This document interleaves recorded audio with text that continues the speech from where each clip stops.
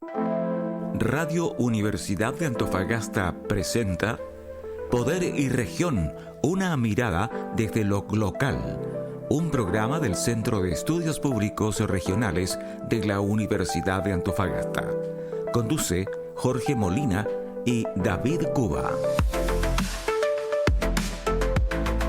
Estimadas amigas y amigos de Poder y Región, un programa que conducimos junto al destacado profesor de Derecho don David Cuba y quien les habla Jorge Molina por el Centro de Estudios Públicos Regionales de la Universidad de Antofagasta. Esta semana, bienvenido David, esta semana tenemos una noticia internacional de gran impacto. El presidente de Estados Unidos, Donald Trump, anunció un listado de países a los que les aplicará un arancel que va a agravar las importaciones que la economía norteamericana haga de los distintos países. El más afectado será China, que le agrega 34% a los 20% ya agravados, por lo que los productos provenientes de China, si desean ingresar al mercado americano, deberán pagar un 54% de su valor. A Chile nos corresponde solo una tasa arancelaria del 10%. El arancel es el antiguo sistema por el cual para internar, es decir, la importación de un producto, se pagaba un determinado tributo. O la exportación para nosotros se va a ver afectada por cuanto efectivamente en el mercado americano, que concentra en gran medida la venta de nuestro cobre, que afortunadamente por ahora no está considerado dentro del aumento de tasas arancelarias, nos va a impactar económicamente y también en la calidad de vida de nosotros quienes vivimos en nuestro hermoso país. David. Coincido en lo de hermoso país. Mire, antes que todo estoy contento de estar aquí. Había estado ausente por algunos problemas, pero bueno, siempre es bueno estar de vuelta. Bueno, el tema que está puesto sobre la mesa, y obviamente saludando aquí a los auditores, en este caso entonces podemos ya mencionar que se ha escuchado de todo.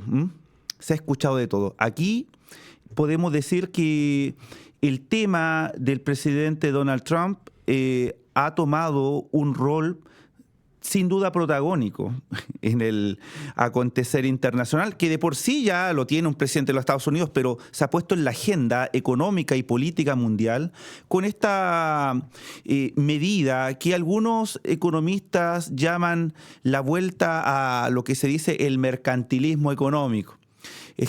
Dice relación con una visión política estatal, monárquica, de entre los siglos XVII y XVIII principalmente, donde lo que era más importante ante todo, la política fiscal y la balanza comercial, es decir, una política proteccionista al comercio local.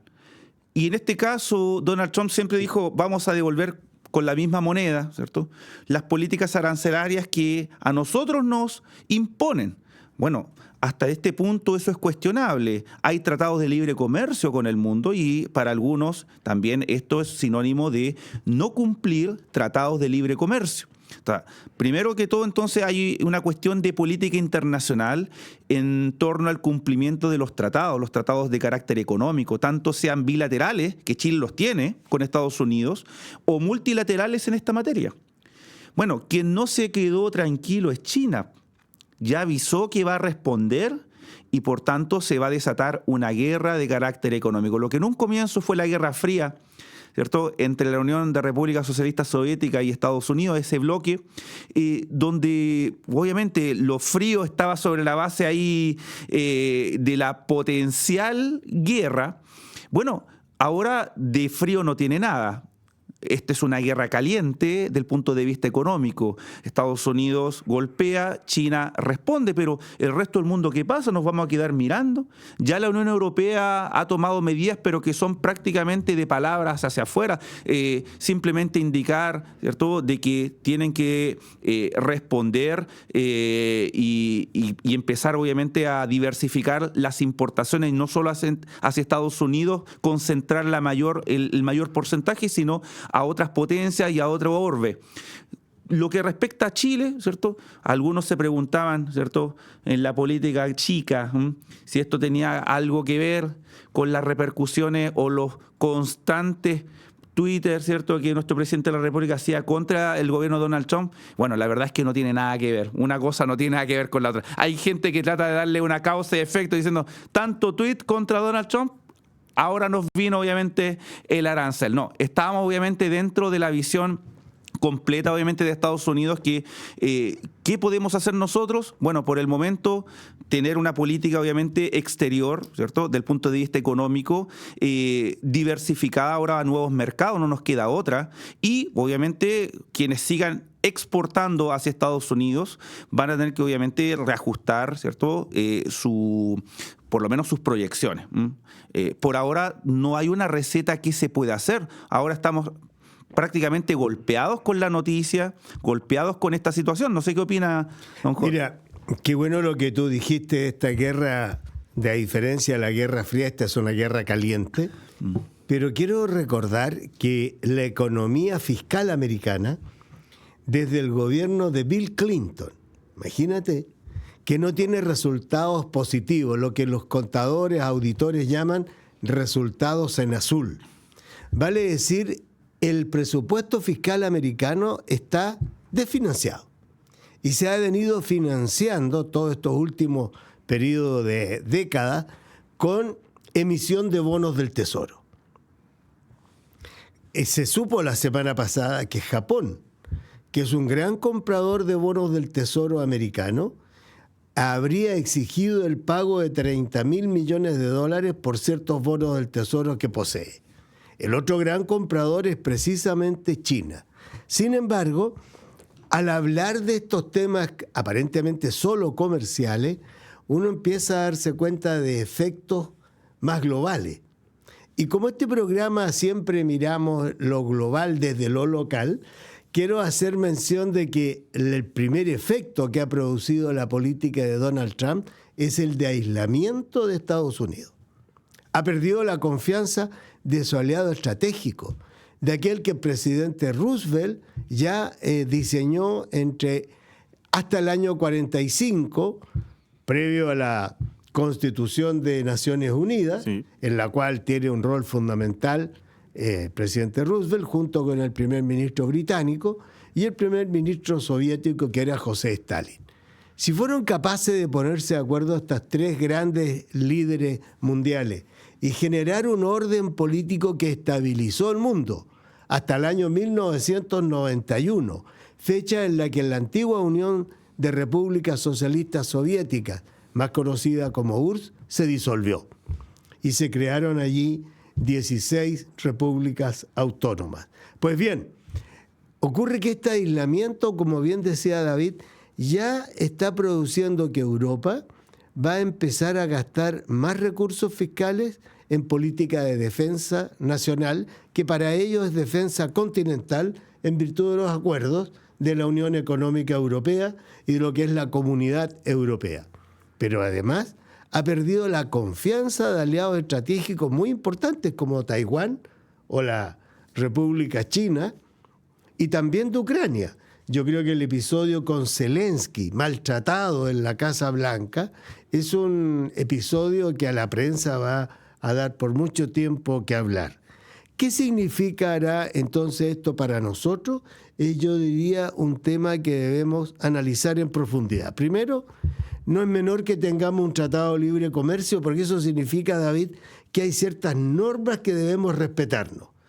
Hay una norma ya incumplida por parte de nuestra contraparte contractual, que es el gobierno americano. Sin embargo, el mismo tratado establece un mecanismo de solución de conflictos. Y por lo tanto hay que estar atentos a qué es, si se puede recurrir a él o no. Mientras tanto, algunos economistas destacados, particularmente Osvaldo Rosales, que fue el jefe de la comisión negociadora de ese Tratado de Libre Comercio, advierte que hay que ir acumulando información para hacerla valer ante la contraparte o eventualmente ante el órgano resolutor de conflicto. Creo que ahí vamos a tener una situación muy manejable.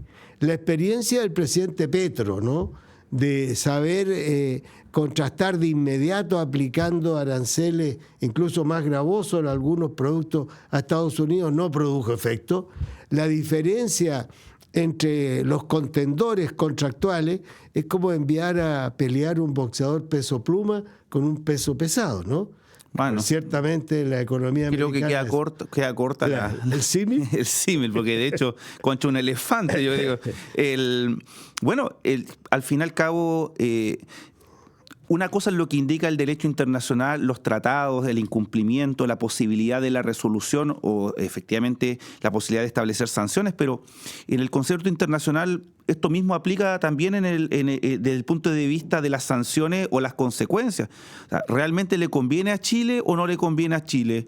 Al final, los tratados internacionales se cumplen y se cumplen bajo la buena fe, sabiendo que existen mecanismos de resolución. ¿Hasta qué punto uno puede hacer efectivos esos mecanismos de resolución? Porque uno indica para dar un precedente al derecho internacional. Si es solo por eso, claro, hagámoslo, pero ¿qué es lo que se va a obtener en cuanto a la relación a largo plazo con Estados Unidos? Porque nadie pretende, ¿cierto?, cortar relaciones por esto, pero sí hacer ver hasta cierto punto el desconcierto o la molestia que puede esto generar. Porque es claro que Estados Unidos estornuda y se resfría a toda Latinoamérica. Y eso es una realidad, no se puede negar. Le gustará a alguno, le gustará a otro. Las medidas proteccionistas tienen pro y contra. Muchas veces se deja contento a algunos dentro de un país, pero a largo plazo siempre fueron criticadas las medidas proteccionistas. Y de esto se trata ahora. Estados Unidos, con estas medidas, está dando una señal también al mundo de lo que se viene quizás en los próximos 10 años.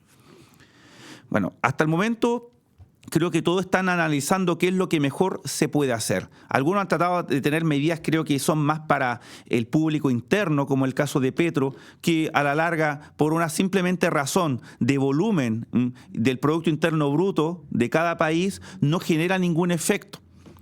Quizás si la propia Unión Europea, China, ¿cierto?, en este caso también India, toman una medida, probablemente esa tenga algún sentido quizás equiparable, pero por el momento, ¿cierto?, estamos por lo menos en una situación bastante expectante. ¿Y qué va a ocurrir también con nuestros, en este caso, nuestros productores y la industria nacional, por el impacto que genera precisamente esta medida? Es muy fácil decir diversificar los mercados, pero esto no se hace de la noche a la mañana. Sí, hay muchas cosas que se dicen, particularmente fruteros y vitivinícolas. Claro, no es que dicen ya ahora le voy y salmón. Ahora le voy a exportar a los países del Medio Oriente o a India, o a Pakistán. No es llegar y hacerlo. Esto obviamente demora todo un trabajo previo. Así que creo yo que por el momento estamos de acuerdo, ¿cierto?, en que Chile es un bonito país y que las cosas, ¿cierto?, nos van a repercutir fuertemente. Bueno, sí. Por el momento ya aquí no se le puede echar aquí la culpa esta vez al ministro de Hacienda. Creo que en esta pasada no se le puede echar la culpa tampoco al ministro de Economía dentro precisamente de la matriz productiva. Así que son cosas obviamente que se tienen que analizar. Ahora sí se puede reprochar qué se puede hacer de aquí en adelante, que eso es diferente. Eso es lo que estaba apuntando cuando hablé de lo que Osvaldo Rosales ha venido escribiendo en estos 2 días últimos. Sin embargo, creo que el principal efecto que produce la medida adoptada por el presidente Donald Trump es de aislamiento de Estados Unidos, de pérdida de la capacidad simbólica de ser el líder de economías abiertas, democracia y exigir el cumplimiento de las normas democráticas. ¿Cómo se conlleva ahora ese discurso con la aplicación unilateral contra tratados internacionales suscritos, vale decir, la posición de Donald Trump está afectando la credibilidad en el país que él debe representar. De hecho, el retiro de la COP en el tema ambiental, el anuncio de la restricción presupuestaria a la Organización Mundial de la Salud, no olvidarse que tiene un ministro de salud que es antivacuna, ¿no?, de apellido Kennedy. O también lo que ya anunció de entrar a cuestionar el financiamiento y la participación de Naciones Unidas. Yo creo que eso está echando por tierra dos principios de la comunidad internacional que desde el año 45 están vigentes. Primero, el multilateralismo, vale decir cómo nos organizamos los distintos estados-nación para tener mejores condiciones de vida, aún con Guerra Fría, eso se logró. Y eso hay que sacarle el sombrero a esos líderes. Pues bien, ese es un problema, pero también el cumplimiento de las normas del derecho internacional. Esto aplica, don Jorge, prácticamente a la misma mentalidad que uno puede aplicar a todo lo que hice relación con estar regulado por normas. Finalmente, ¿quién cumple las normas? Los que están dispuestos siempre a cumplirlas. Para esto es una obviedad, pero las normas las cumplen quienes están desde un inicio, ¿cierto?, con su foro interno, comprometidos con el cumplimiento de las normas. Pero no te olvides que precisamente en el 45 era Estados Unidos y atrás Churchill e Inglaterra manteniendo estos principios que hoy día ya por décadas permitieron mantener paz en el mundo. No olvidar que desde el año 45 hasta el 91 solo hubo conatos y operaciones bélicas internacionales de carácter limitado y con armas convencionales.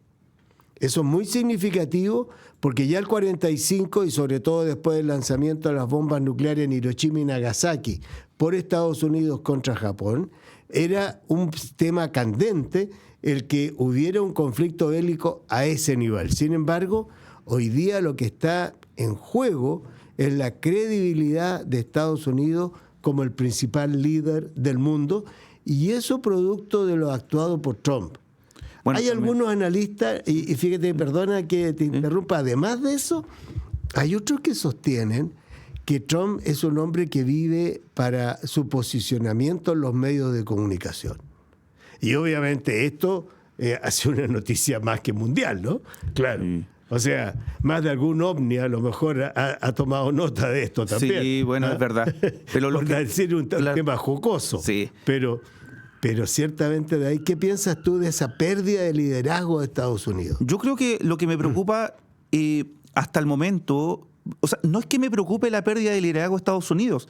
Lo que uno puede analizar, obviamente, es la posición que viene a ocupar Estados Unidos de aquí en adelante, pero también no es tanto poner a prueba la posición de liderazgo de Estados Unidos. Aquí se trata de poner a prueba, en mi opinión, en este contexto histórico, la eficacia del derecho internacional. Porque el derecho internacional se tiene que ir poniendo a prueba básicamente cada vez que es requerido. No es algo que podemos dar por hecho. Te indicó precisamente todo lo que ocurrió desde después de la Segunda Guerra Mundial. Claro, y siempre porque ha existido una voluntad conjunta de la comunidad internacional a cumplir con las normas.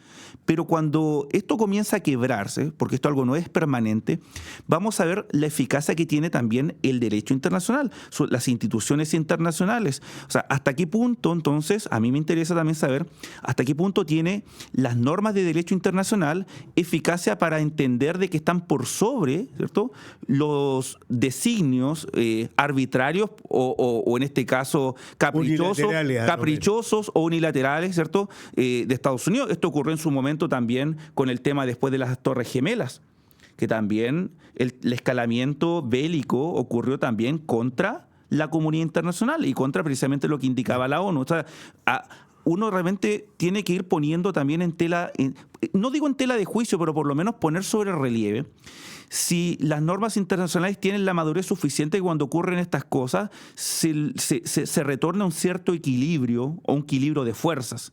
Porque al fin y al cabo, ¿de qué uno sirve participar si uno es solo espectador? Y uno habla precisamente desde la esfera de los países chicos. Y uno dice países chicos precisamente porque es una realidad material, que hay países grandes y países chicos. Sí, pero precisamente el multilateralismo es lo que permite a países pequeños como Chile el tener una mayor presencia y protección y seguridad. Sin embargo, creo, David, salvo que tú pienses lo contrario, que dejaste abierto el tema para la próxima semana en torno a la vigencia del derecho internacional y la eficacia del derecho internacional, particularmente en el tema de sanciones económicas, que es lo que vamos a vivir, porque de fondo va a estar un nuevo reacomodo del posicionamiento de las grandes potencias mundiales.